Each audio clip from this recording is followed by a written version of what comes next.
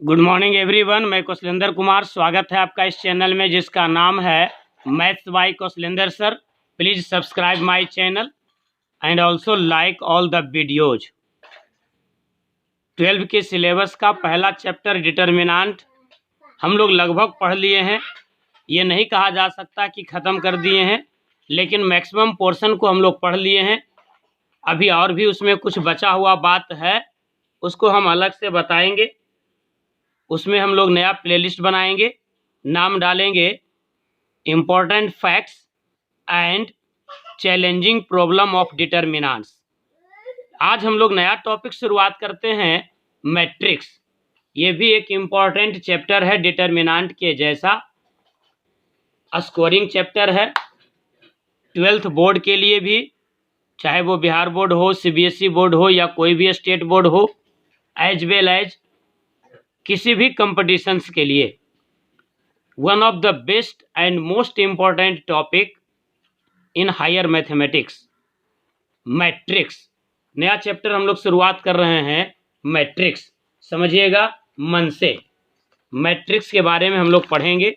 Matrix math का important section है, इसलिए कोई ऑथर इसको मैट्रिक्स अलजेब्रा के नाम से भी लिखते हैं, क्योंकि इनकी अपनी एक अलग दुनिया है। पूरे मैट्रिक्स को आप समझेंगे, बहुत ही बेहतरीन टॉपिक है। चलिए एकदम शुरुआत से शुरू करते हैं, एकदम जीरो लेवल से। नोट्स बनाना शुरू कीजिए। तो पहले कुछ बात आप लिखिए, मैट्रिक्स इंट्रोडक्शन।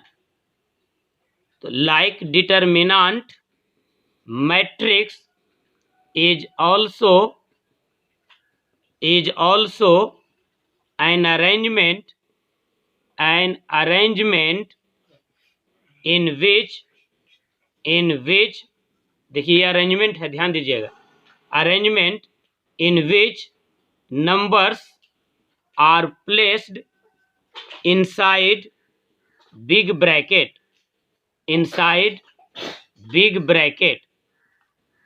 ध्यान दीजिएगा। अगर हम दो पैरेलल लाइन के बीच में एलिमेंट को रखते हैं तो यहाँ से बनता है डिटर्मिनेंट, लेकिन अगर हम बिग ब्रैकेट के अंदर में रखते हैं तो ये बनता है मैट्रिक्स। इस दोनों में फर्क को महसूस कीजिएगा। तो पहली बात हमने सीखा कि like determinant, matrix is also an arrangement in which numbers are placed inside big bracket. Big bracket के अंदर जब हम एलिमेंट को रख देते हैं तो ये अरेंजमेंट मैट्रिक्स कहलाता है। कुछ ऑथर कहते हैं कि matrix is an array. Array मतलब होता है सजावट, नंबरों का सजावट है, संख्याओं का सजावट है। यानी मैट्रिक्स में नंबर को अरेंज किया जाता है। कहाँ अरेंज किया जाता है? तो बिग ब्रैकेट में। डिटर्मिनेंट में कहाँ अरेंज किया जाता है? तो दो पैरेलल लाइन के बीच में। अब आगे ध्यान दीजिएगा, मैट्रिक्स के एलिमेंट को जब बिग ब्रैकेट में लिखते हैं तो एक बात ये ध्यान देते हैं कि इसमें हम लोग एलिमेंट को सेपरेट करने के लिए कॉमा का यूज नहीं करते हैं। अगर कॉमा का यूज कर देते हैं तो वो इंटरवल बन जाता है। एक बात को ध्यान दीजिएगा, बेसिक जिसका मजबूत है वही आदमी आगे बढ़ सकता है। अगर आपने लिख दिया ए बी बिग ब्रैकेट के अंदर और यहाँ लगा दिया आपने कॉमा, ध्यान दीजिए, सेपरेटेड बाय कॉमा, तब ये मैट्रिक्स नहीं रहा। मैट्रिक्स में एलिमेंट को सेपरेट नहीं करते हैं कॉमा से, वो अलग अलग बनता है एलिमेंट, और इसी वजह से ये रो और कॉलम का निर्माण कर लेते हैं। यानी दूसरी बात हुआ कि like determinant the elements of matrix are also in the form of row and column. क्या हमने लिखा? Like determinant the elements of matrix are also in the form of row and column. Row और column के रूप में यहाँ भी elements रहते हैं, जैसे डिटर्मिनेंट में वैसे ही मैट्रिक्स में। जो हॉरिजेंटल एलिमेंट है इससे रो बनता है, जो वर्टिकल एलिमेंट है उससे कॉलम बनता है। हॉरिजेंटल एलिमेंट से रो बनता है, वर्टिकल एलिमेंट से कॉलम बनता है। ध्यान देने वाली बात यहाँ है कि डिटर्मिनेंट में हमेशा रो और कॉलम की संख्या बराबर होती है, लेकिन मैट्रिक्स में ऐसा कुछ जरूरी नहीं है। ये पहला अंतर हुआ मैट्रिक्स और डिटर्मिनेंट में। यानी फॉर ए मैट्रिक्स, किसी मैट्रिक्स के लिए it is not necessary that, ध्यान दीजिएगा लैंग्वेज को, यह जरूरी नहीं है, it is not necessary that NR is equals to NC। यानी हो भी सकता है। NR का मतलब हो गया नंबर ऑफ रोज, और NC का मतलब हो गया number of columns, number of rose and number of columns, NR और NC। तो इस लैंग्वेज को बढ़िया से समझिएगा, ये लैंग्वेज बहुत सा चीज छुपाए हुए है। कह रहा for a matrix it is not necessary that NR is equals to NC। यानी ये कोई जरूरी नहीं है कि रो और कॉलम की संख्या बराबर हो जाए, इसका मतलब बराबर हो भी सकता है। यानी यहाँ पर मैट्रिक्स के लिए आपको ये बात ध्यान देना है, मैट्रिक्स के लिए, कि या तो रो और कॉलम बराबर होगा या फिर रो और कॉलम बराबर नहीं होगा। अगर रो और कॉलम बराबर नहीं है तो इसका मतलब रो की संख्या कॉलम की संख्या से ज्यादा हो सकता है, या रो की संख्या कॉलम की संख्या से कम हो सकता है। जैसे 1 2 3 ये भी एक मैट्रिक्स है, जैसे 1 2 3 ये भी एक मैट्रिक्स है, जैसे 1 2 3 4 ये भी एक मैट्रिक्स है, जैसे 1 2 3 4 5 6 ये भी मैट्रिक्स है। आप यहाँ पर ध्यान दे रहे दीजिए, देखिए ये डिटर्मिनेंट नहीं है, ये डिटर्मिनेंट नहीं है, लेकिन इसका डिटर्मिनेंट संभव है क्योंकि इसमें रो और कॉलम की संख्या बराबर है। ये डिटर्मिनेंट नहीं हो सकता लेकिन मैट्रिक्स है। यानी डिटर्मिनेंट में हमेशा रो और कॉलम बराबर ही होता था, ये बात ध्यान दीजिएगा। डिटर्मिनेंट के लिए रो और कॉलम की संख्या हमेशा बराबर होती है, लेकिन मैट्रिक्स के लिए ये कंडीशंस एप्लीकेबल नहीं है। तो मैट्रिक्स के लिए क्या चीज़ है भाई, इसको ध्यान दीजिएगा। मैट्रिक्स के लिए ये हो सकता है कि रो और कॉलम बराबर हो, ये भी हो सकता है कि रो और कॉलम बराबर नहीं हो, ये हो सकता है कि रो ज़्यादा हो, ये भी हो सकता है कि कॉलम ज़्यादा है। जैसे देखिए यहाँ पर एक रो है और यहाँ पर 3 रो है, यहाँ एक रो और 3 कॉलम है, यहाँ है 3 रो और 1 कॉलम। तो ये अलग अलग प्रकार से मैट्रिक्स हुआ। फिर से मैं बता दूं आपको कि like determinant matrix is also an arrangement in which numbers are placed inside big bracket. आप पैरेलल लाइन के बीच में रखते हैं तो डिटर्मिनेंट बनता है, बिग ब्रैकेट के बीच में रखते हैं तो मैट्रिक्स बनता है। मैट्रिक्स को एरे भी कहते हैं। मैट्रिक्स में बिग ब्रैकेट के अंदर एलिमेंट को रखते हैं तो फिर कॉमा से सेपरेट नहीं करते हैं। इसके बाद हम बताएं कि like determinant the elements of matrix are also in the form of row and column. जैसे डिटर्मिनेंट में एलिमेंट रो और कॉलम के रूप में होता था, उसी प्रकार से मैट्रिक्स में भी एलिमेंट रो और कॉलम के रूप में होगा। हॉरिजेंटल एलिमेंट से रो बनेगा, वर्टिकल एलिमेंट से कॉलम बनेगा। मैट्रिक्स के लिए ये जरूरी नहीं है कि रो और कॉलम की संख्या बराबर हो। यहाँ NR is equals to NC लिखे हैं, ये जरूरी नहीं है। यानी NR और NC बराबर हो भी सकता है और बराबर नहीं भी हो सकता है। NR मतलब नंबर ऑफ रोज, NC मतलब नंबर ऑफ कॉलम। रो की संख्या कॉलम से बड़ा भी हो सकता है, रो की संख्या कॉलम से छोटा भी हो सकता है। जैसे ये सब एग्जाम्पल्स आप देख सकते हैं। तो अभी तक हमने देखा मैट्रिक्स के बारे में कि मैट्रिक्स है क्या। मैट्रिक्स को बुक में डिफिनीशन के तौर पर यह कहा जाता है कि ये सिस्टम ऑफ सॉल्यूशन को सोल्व करने का एक तरीका है। हाँ बिल्कुल सही सुन रहे हैं आप। जो क्रेमर्स रूल में आप पढ़े डिटर्मिनेंट के मदद से सिस्टम ऑफ इक्वेशन को सोल्व करना, एक्चुअली सिस्टम ऑफ इक्वेशन को सोल्व करने का तरीका, सिस्टम ऑफ इक्वेशन को सोल्व करने के तरीका को मैट्रिक्स से भी यूज किया जा सकता है। Matrix is used to use the solution of system of equation, यानी solution of system of equation को सोल्व करने के लिए मैट्रिक्स को यूज करते हैं। अब जरा ध्यान दीजिएगा, अब मैट्रिक्स के अंदर में हम लोग चलते हैं, मैट्रिक्स की बात को समझते हैं। The element of matrix, the element of matrix, the element of matrix is written as AIJ, और मैट्रिक्स का सिंबल हो जाता है ऐसे बिग ब्रैकेट के अंदर। ये मैट्रिक्स का नेम हो गया, नेम ऑफ मैट्रिक्स। ये आमतौर पर कैपिटल लेटर से लिखते हैं और एलिमेंट को स्मॉल लेटर से लिखते हैं। A = AIJ। यहाँ I बताता है रो की संख्या को और J बताता है कॉलम की संख्या को। A = AIJ। जैसे मान लीजिए हमने लिख दिया कोई एक मैट्रिक्स है A, यहाँ हमने लिख दिया A11, A12, A21, A22। इसका मतलब क्या हो गया? इसका मतलब A11 को कहेंगे कि elements of first row and first column, elements of first row and first column, पहले रो और पहले कॉलम का एलिमेंट है। उसी प्रकार से A12 को आप क्या कहेंगे?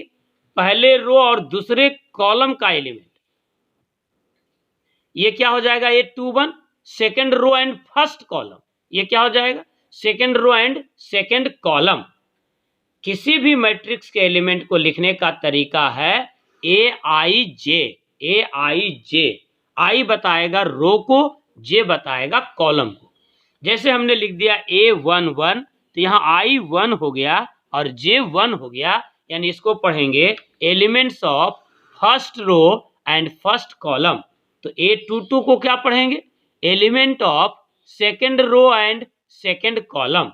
बहुत आसान है, शुरू में थोड़ा सा लगेगा तो बोरिंग टाइप का कंसेप्चुअल चीज है, लेकिन जब सारे कंसेप्ट को आप जान लेंगे तो आपको लगेगा कि नहीं सर बहुत अच्छा किए थे, एक एक बात को तोड़ तोड़ कर बता दिए थे।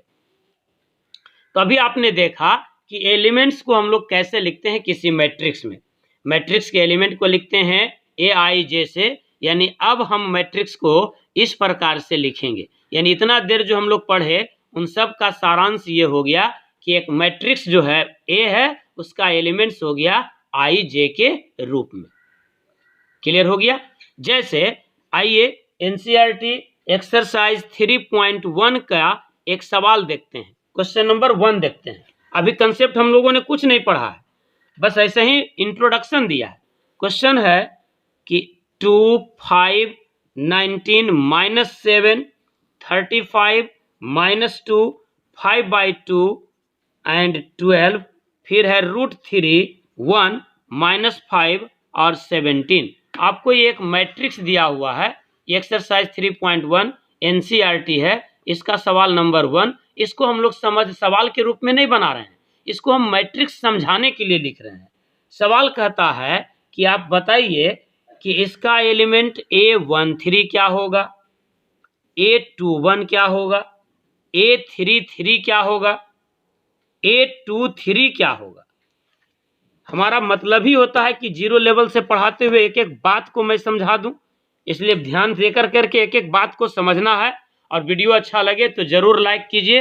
व्यू हो जाता है लेकिन लाइक नहीं कर पाते हैं आप लोग, लाइक कीजिए, चैनल को सब्सक्राइब भी कीजिए और दोस्तों में इसको शेयर भी कीजिए। वैसे आप लोगों का बहुत समर्थन मिल रहा है, बहुत अच्छा सहयोग मिल रहा है, बहुत अच्छा। इसी प्रकार से और आगे अपना सहयोग देते रहिए।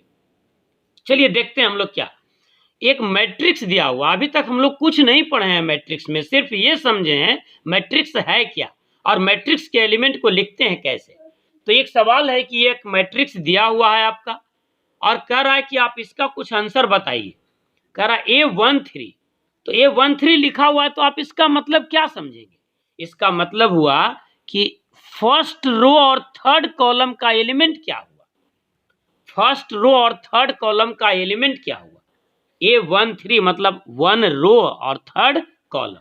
तो आप मैट्रिक्स में देखिए, पहला रो ये देखिए, ये R1 हो गया, ये R1 हो गया, और कॉलम थर्ड तो देखिए ये कॉलम 1, ये कॉलम 2, ये कॉलम 3। तो A13 यानी पहला रो और तीसरा कॉलम, देखिए ये सर्किल लगा रहे हैं, ये पहला रो है और तीसरा कॉलम है, यानी इसका आंसर हो गया 19। तो आप जल्दी से बताइए A21 क्या हो जाएगा?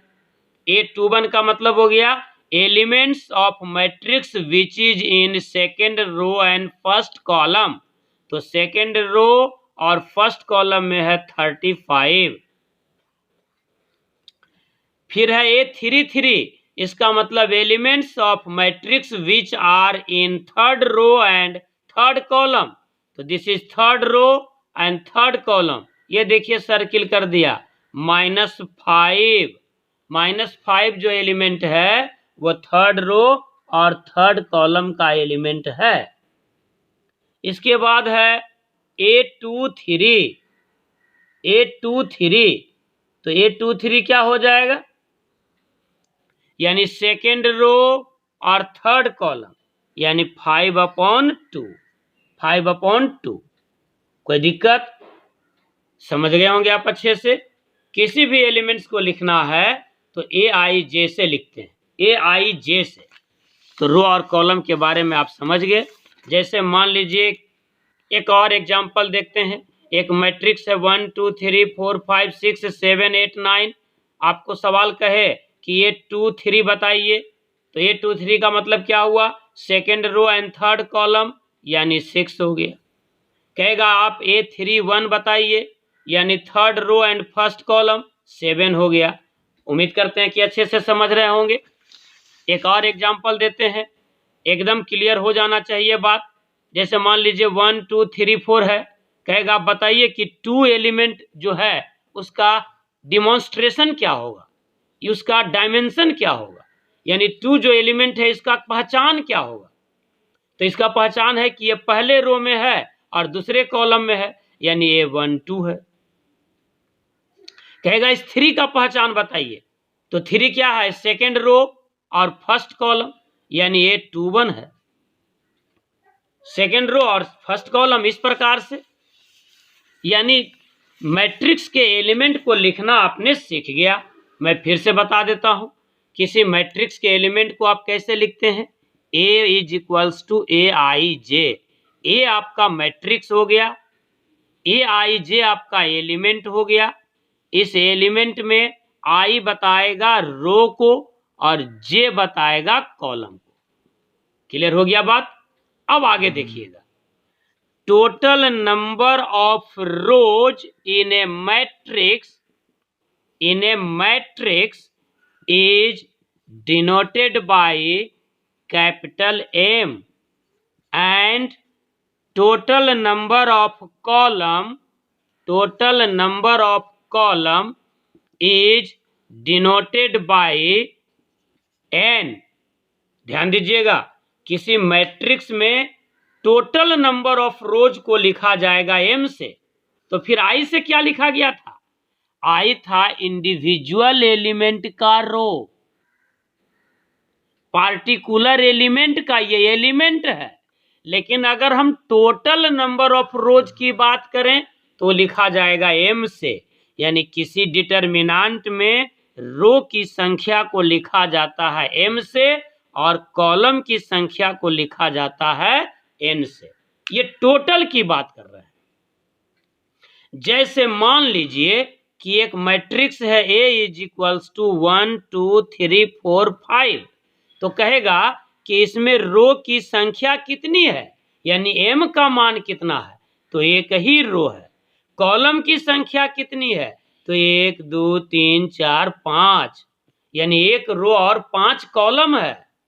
जैसे मान लीजिए कि एक मैट्रिक्स लेते हैं B 1 2 3 4 5 6, कहेगा इसके रो की संख्या बताइए, तो इसमें 3 रो है। कॉलम की संख्या बताइए, तो 2 कॉलम है। M से लिखा जाता है टोटल नंबर ऑफ रोज और n से लिखा जाता है टोटल नंबर ऑफ कॉलम। समझ में आ गई बात? ध्यान दीजिए, इसमें कंफ्यूजन में मत आइएगा। आई और जे ये पार्टिकुलर एलिमेंट का रो और कॉलम हुआ। आई और जे जो है ये पार्टिकुलर एलिमेंट का रो और कॉलम है, पार्टिकुलर एलिमेंट का रो और कॉलम है। जबकि एम और N total number of rows और कॉलम है, टोटल नंबर ऑफ रोज या कॉलम है। यानी टोटल नंबर ऑफ रोज हो जाएगा m और टोटल नंबर ऑफ कॉलम होगा n। एक बार फिर से फाइनल कर देते हैं। आई बताता है इंडिविजुअल एलिमेंट के रो को, जे बताता है इंडिविजुअल एलिमेंट के कॉलम को, m बताता है मैट्रिक्स के टोटल नंबर ऑफ रोज को, n बताता है मैट्रिक्स के टोटल नंबर ऑफ कॉलम्स को। अब जरा ध्यान दीजिएगा, अगर हम लिख दें m into N, m into N, छोटा छोटा बात पकड़ लीजिएगा तो फिर आगे हम पहुंचा ही देंगे। छोटका बात को पहले पकड़िए, उबियाइएगा नहीं, वीडियो अंत तक देखिएगा। ये नहीं कि क्या पढ़ा रहे हैं, सब तो हल्का हल्का चीज है। m इंटू एन अगर लिखते हैं तो ये बताता है total number of elements, total number of elements, total number of elements. और अगर हम लिखते हैं m इंटू एन लेकिन पढ़ते हैं m बाई एन तो ये बता देता है ऑर्डर, ऑर्डर किसका? मैट्रिक्स का। जैसे अगर एक मैट्रिक्स है A 1 2 3 4 5 6 7 8, कहेगा इसमें नंबर ऑफ एलिमेंट्स कितने हैं, तो नंबर ऑफ एलिमेंट्स हो जाएगा m गुना n। m क्या होता है? टोटल नंबर ऑफ रोज, तो रोज है 2, और n क्या होता है? कॉलम, कॉलम हो गया 4 यानी 8, नंबर ऑफ एलिमेंट्स हो गया 8। लेकिन अगर कहे कि मैट्रिक्स का ऑर्डर क्या है, ऑर्डर ऑफ ए, तो इसको लिखेंगे 2/4। ध्यान दीजिए, कहिएगा यहाँ भी तो लिखे थे आप 2 इंटू 4a, यहाँ भी लिख रहे हैं 2 इंटू 4। नहीं भाई, अरे ये इंटू है, ये नंबर ऑफ एलिमेंट बताएगा, और ये बाई है, इसको पढ़ते हैं 2/4। 3-4 बार घर में प्रैक्टिस कीजिएगा। तो इस मैट्रिक्स का ऑर्डर हो गया 2/4। जैसे और एग्जाम्पल देखिए, मान लीजिए कि एक मैट्रिक्स है ABCDEFGHIJKL, तो कहेगा इसमें नंबर ऑफ एलिमेंट्स कितना हो गया, तो नंबर ऑफ एलिमेंट्स बराबर होगा m गुना n, m गुना n, यानी m हो गया रो और n हो गया कॉलम। तो 1 2 3 4 रो हो गया और 3 कॉलम हो गया, यानी 4 3 जा 12, ये एलिमेंट की संख्या हो गई। लेकिन अगर कहेगा कि इस मैट्रिक्स का ऑर्डर बताइए, तो ऑर्डर हो जाएगा 4/3। क्या हम लोग पढ़ रहे हैं? 4/3। समझ रहे हैं बात? 4/3 यानी 4 रो और 3 कॉलम, 4 रो और 3 कॉलम। यहाँ से बहुत ही कंसेप्चुअल टॉपिक बनता है, यहाँ से कंपटीशन की दुनिया में परमुटेशन और कॉम्बिनेशन जन्म ले लेता है। इनके अरेंज करने के तरीके पर बेहतरीन टॉपिक हो जाता है। चलिए आगे हम लोग बढ़ते हैं। अभी हमने बताया कि किसी मैट्रिक्स को लिखते हैं A = AIJ के रूप में, जिसमें AIJ को कहते हैं elements of matrix, elements of ith row and jth column, ith row and jth column. फिर हमने आपको बताया कि किसी मैट्रिक्स में टोटल नंबर ऑफ रो को लिखते हैं m से, टोटल नंबर ऑफ कॉलम को लिखते हैं n से।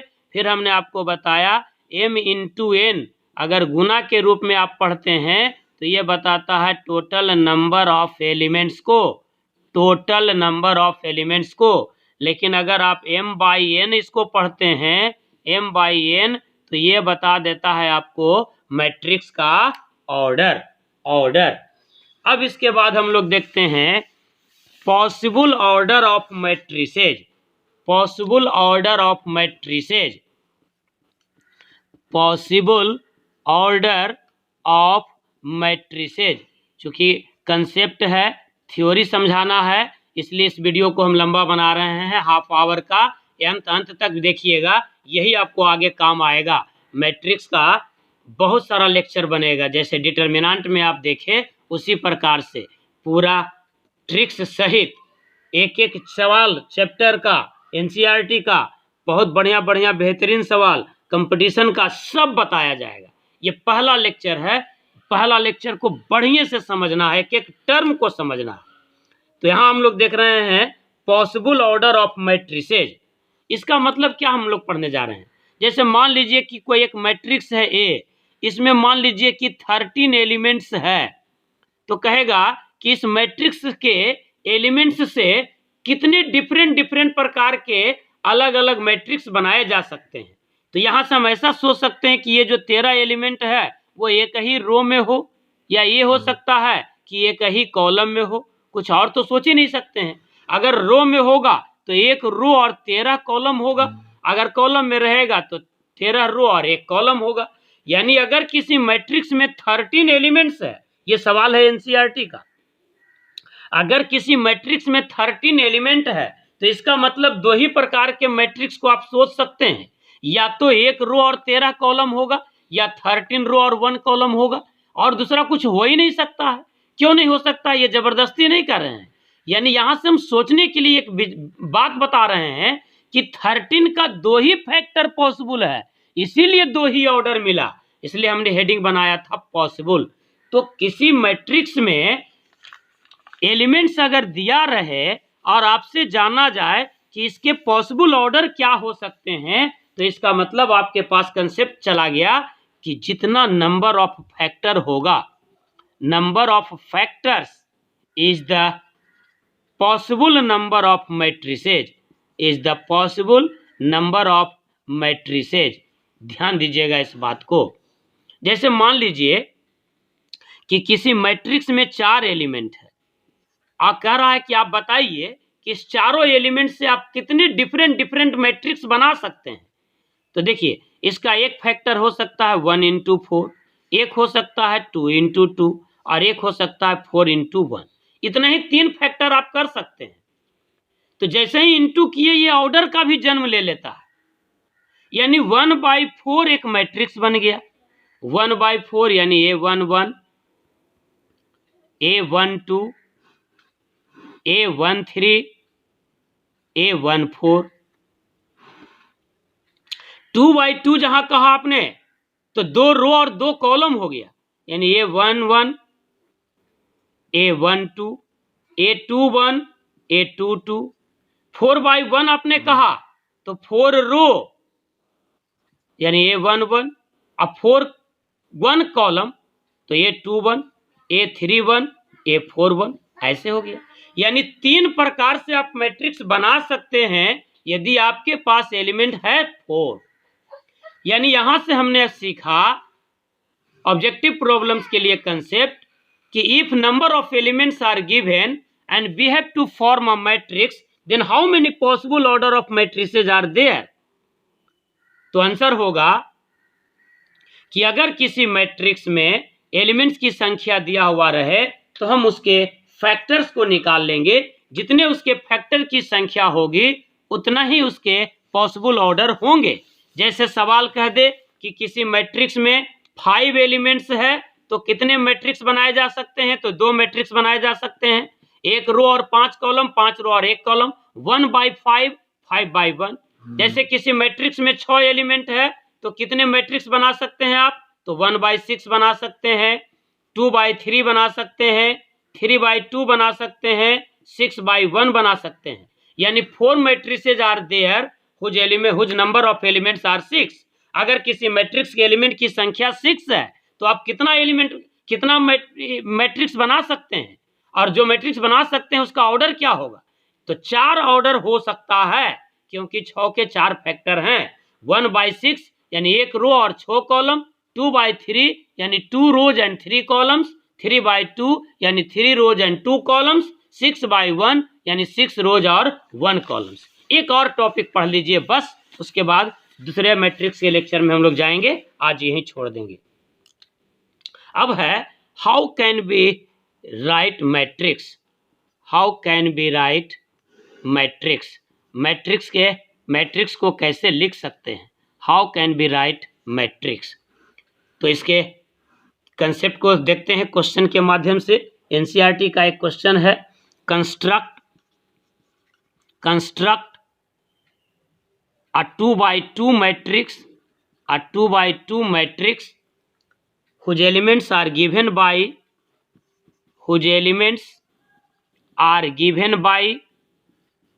aij is equals to I plus j का बाई 2 का होल स्क्वायर। इस टाइप का सवाल आपको एनसीईआरटी एक्सरसाइज 3.1 में मिल जाएगा। आज आप एक्सरसाइज 3.1 बना सकते हैं, कुछ सवाल को, पूरा नहीं। देखिए क्या कहता है कि आप 2x2 एक मैट्रिक्स बनाइए, एक सवाल से पूरा बन जाएगा। तो 2x2 मैट्रिक्स, इसका मतलब 2 रो हो गया और 2 कॉलम हो गया, यानी एलिमेंट का रिप्रेजेंटेशन ऐसा होगा, यानी 4 एलिमेंट्स होगा। 2x2 से आप समझ लीजिए कि 2 रो और 2 कॉलम है, इसका मतलब 4 एलिमेंट्स होंगे। लेकिन एलिमेंट्स क्या होगा, तो उसके लिए सवाल में दिया हुआ है कि एलिमेंट्स लिखने का तरीका है aij बराबर I प्लस j बाई 2 का होल स्क्वायर।